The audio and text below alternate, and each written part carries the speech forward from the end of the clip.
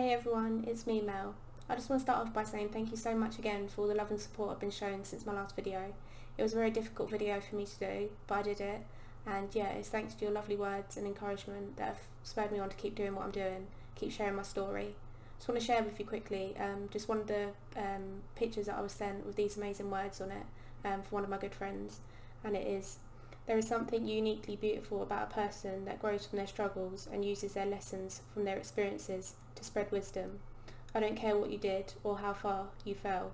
Be the example that shows others that they can overcome that mountain too. And yeah, that just sums up exactly what I'm trying to do, which is share my story just in the hope of helping anyone out there. You may have experienced some of the things that I've gone through. It may be just one thing, but if I can help anyone out there, that would be amazing. So yeah, thank you again. If you've not had a chance to look at my other videos, then please do. Yeah, today's going to be part 3. It's about my amazing dad, and I'm just going to try and pick up where I left off. So yeah, where we left off was about my dad's new partner, who then went on to become his wife, and it was not long after we lost my mum. Yeah, the only word I can use to describe it all is difficult.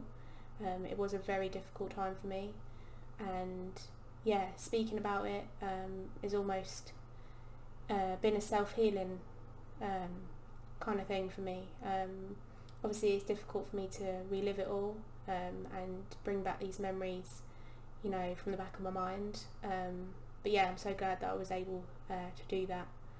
So the next part for me was when I was maybe 9. My dad started to become unwell, and yeah, one of the not so nice memories I have is seeing my dad be violently sick, and yeah, he then started going into hospital.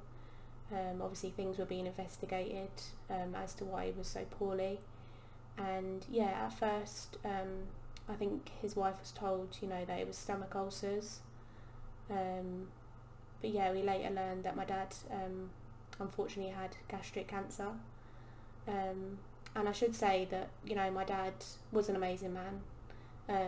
He was a 20 plus stone gentleman, and yeah, he was a big gentle giant. Yeah, such an amazing smile, wonderful personality, and everyone that knew him loved him.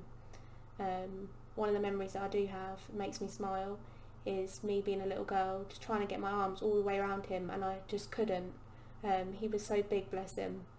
But yeah, when he became poorly, in and out of hospital, obviously with this misdiagnosis, his wife decided to get a second opinion, and he was actually moved to a different hospital. He was in an isolated room. He'd unfortunately contracted MRSA, and yeah, the next memory I have is me going to visit him in hospital. It was the last Christmas we had together, and it was a special one. I remember sitting on his bed. We had time, just me and him, which was lovely. Just unfortunate it had to be in hospital, but yeah, I remember opening presents, and I was so happy. I'd been given a Game Boy, and yeah, something I wanted at the time. So yeah, I think of that memory and smile. It was not long after that things went downhill, and yeah, unfortunately I lost my dad in February the following year, and he was age 44, and yeah, I just have very difficult memories after that. My dad was actually buried the day before my birthday, and yeah, something that will always stick in my mind. Ever since that day, it's always been difficult for me to celebrate my birthday.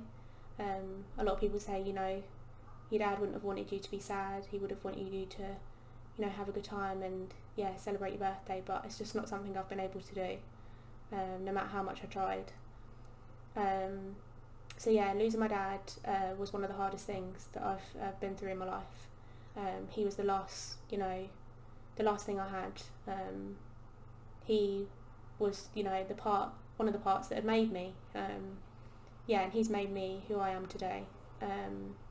And yeah, I have no words to say how much I miss him. but yeah, miss him huge amounts. He was an amazing person. So yeah, after losing my dad, I became very angry. I was just angry at the world. You know, my dad had been taken from me, and yeah, no one could explain why. I remember when I was told the news that my dad had passed, I was taken out of school and yeah, taken to a family friend's, and it was then that I was told, you know, your dad's gone to be with the angels, and that's how I was told, and that's how I remember it. From then on, I didn't receive a great deal of support. I'll probably mention in my other videos what support I did have. But yeah, it wasn't a great deal. I remember the school were quite good, but because of, you know, how I was behaving, I was actually put into enrolled into an anger management class, and I remember going to that, and yeah, like I said, just a very upsetting time, very confusing as well, you know, a lot of emotions, and I just didn't know how to deal with them. So yeah, school life went downhill, home life wasn't great, and one of the things I haven't talked about a lot, and it's only, you know, recently that I've spoken out about it to certain people, is that obviously at the time of losing my dad, my coping mechanism was to eat and to make myself sick. Obviously at the time I didn't really know what I was doing. I didn't know what the proper term was, what it was called. But now I know that I obviously had gone through a bout of bulimia, and it was actually one of my good friends that, you know, picked up on this, and I just want to say thank you to her, because she would sit with me during school, you know, during the lunch hour, and she would encourage me to eat. And yeah, I just want to say thank you to her, because I didn't have anyone else, you know, that had picked up on it, and it was nice that I had someone that I could confide in. And yeah, obviously I got through that stage. Yeah, not long after, like I said, home life wasn't great, and yeah, things were just getting worse at home, mainly because of the way I was behaving. I wasn't, you know, the best behaved child. I didn't know what grief was, and yeah, I hadn't been able to grieve properly, and that probably stemmed back to when I'd lost my mum. Yeah, I just didn't know how to deal with all these emotions and feelings that you know, I had flying about. So yeah, when I was 11, there was another incident that took place between me and my dad's wife, and yeah, I can't go into too much detail, but yeah, there was a lot of things that happened around that age, and yeah, I wasn't sure where I was going to be staying, you know, and yeah, eventually I was placed back with her again, and because of what had happened, yeah, it just made the situation even more unbearable. And yeah, we never saw eye to eye. There was a lot of ups and downs, and in turn, at the age of 13, I was kicked out of the family home, and yeah, very strange time, and yeah, something I won't forget. But yeah, it happened, and from then I went to go to a family friend who, yeah, I'm very grateful for, because she took me in, and yeah, I feel bad about it now, but at the time, because of how I was feeling and what I'd been through, I wasn't the best behaved for her, and yeah, she just didn't know how to deal with me. So at the age of 14, I was placed into the care system, and yeah, I remember it very vividly.